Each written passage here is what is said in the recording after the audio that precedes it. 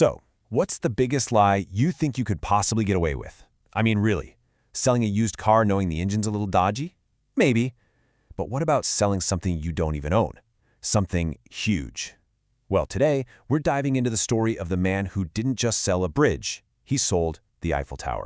Just let that sink in for a second. We're not talking about some forgotten statue in a park. This is the Eiffel Tower. A man named Victor Lustig convinced a group of very smart, very successful businessmen that the French government was secretly selling it for scrap, and that he was the guy in charge of the whole deal. And that right there, that's the big question, isn't it? It just sounds impossible. A lie that massive should just collapse under its own weight. But here's the thing, it didn't. And figuring out why it didn't reveals an absolute masterclass in the art of the con.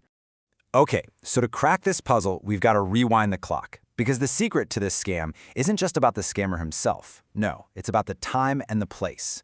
We have to understand what was going on in Paris back in 1925.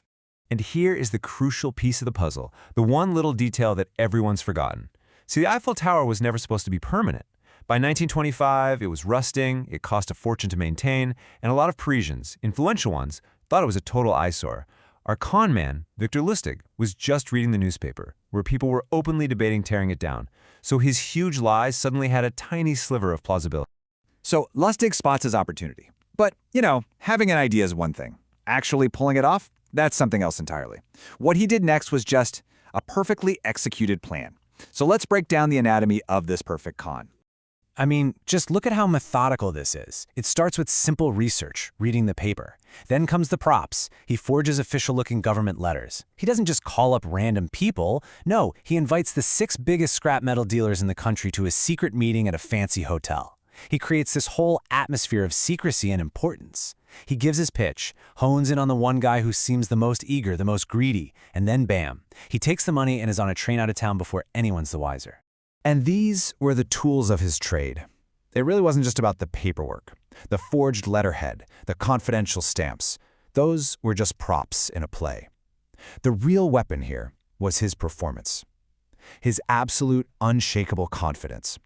He acted the part of a government official so perfectly that the sheer audacity of what he was saying started to sound, well, believable. But let's just hold on a second, because this is where it gets tricky, right? Okay, forged papers and a confident pitch might get you in the door. They might even get you a meeting. But how do you convince a sharp businessman to give you a life-changing amount of cash for a national landmark without him, making a single phone call to check? There had to be something more. And this brings us to Lustig's true masterstroke.